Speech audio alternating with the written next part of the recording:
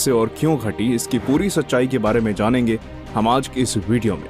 इसलिए इस वीडियो को अंत तक जरूर देखें और इसका आनंद लें। तो ये जानने से पहले कि आखिर ये घटना कैसे हुई, हमें ये जानना जरूरी है कि आखिर MV बाल्टिक एस है क्या और ये इतना खास क्यों है। तो आपको बता दें, MV बाल्टिक एस एक बहामियन फ्लैग कैरियर था जो कि 5 दिसंबर 2012 को डूब गया था।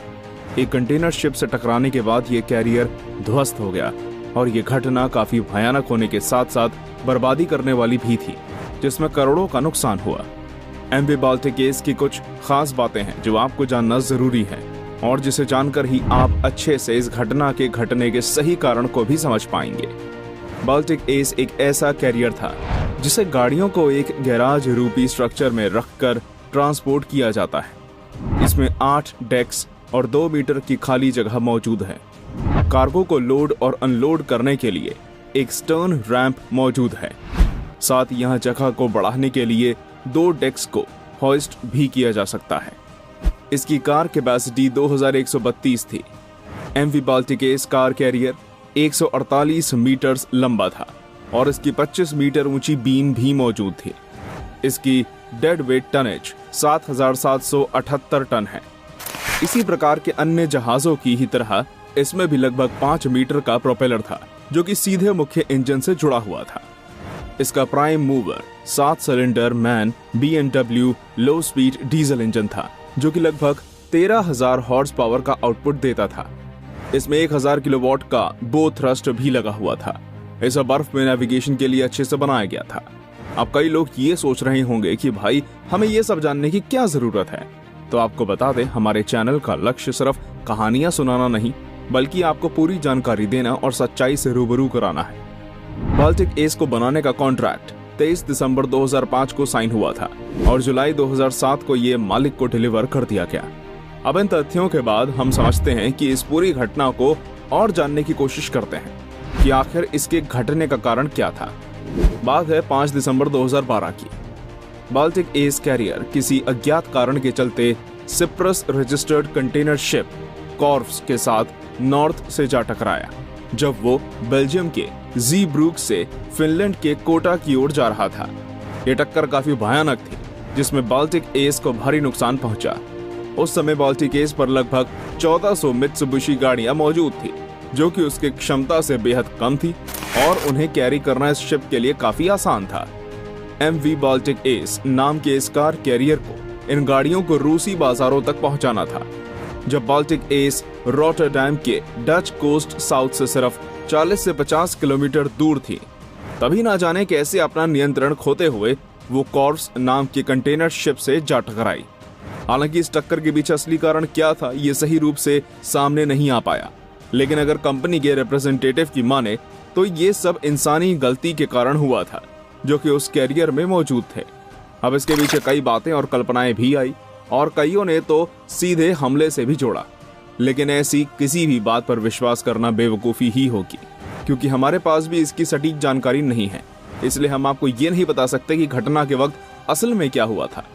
लेकिन जो आपके जानने लायक है वो इस टक्कर के बाद की घटना है जिसके बारे में हम आपको बताने जा रहे हैं। इस टक्कर के बाद बाल्टिक एस पानी पर अपना नियंत्रण खो बैठा और जल्द ही और 15 मिनट के अंदर ही वो समुद्र की गहराइयों में समा गया। जहाज के मैनेजर की बताई गई बात से हम इसके घटनाक्रम को कुछ हद तक समझ सकते हैं।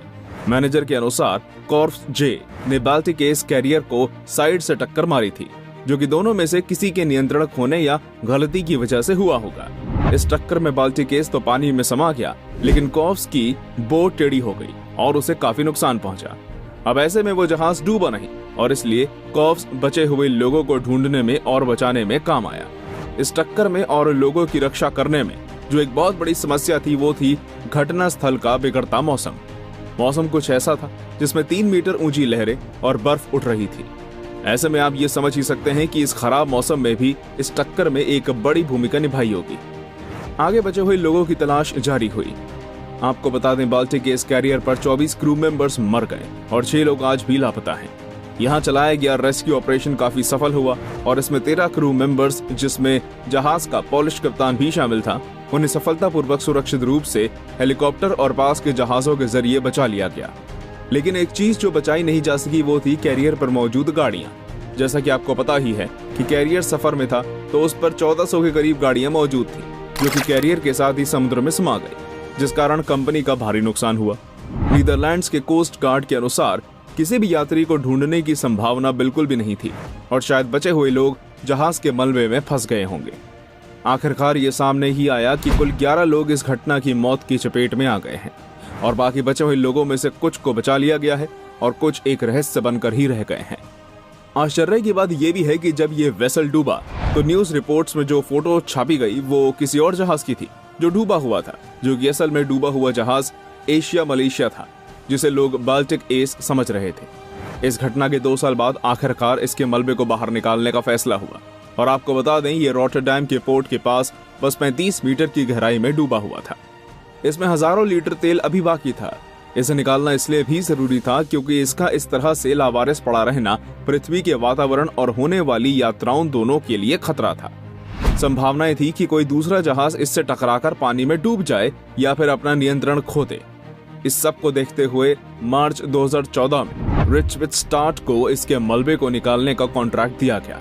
इसमें से ईंधन को निकालने के बाद बाल्टिक एस कैरियर के कटिंग वायर के इस्तेमाल से 8 टुकड़े कर दिए गए और फिर उसे समुद्र की गहराइयों से निकाल लिया गया। इसी तकनीक का इस्तेमाल करके MV ट्राइकलर के मलबे को भी पानी से निकाला गया था। ये कार्य काफी लंबा चला और आखिरकार सितंबर 2015 में इस जहाज के मलबे को पूरी तरह निकाल लिया गया। तो ये थी MV बाल्टिक एस कैरियर की पूरी और सच्ची जानकारी, जिसमें हमने जाना कि किस तरह कैरियर की टक्कर के चलते करोड़ों की कार्स बर्बाद हो गई और किस तरह ये पानी की गहराइयों में महीनों पड़ा रहा। वैसे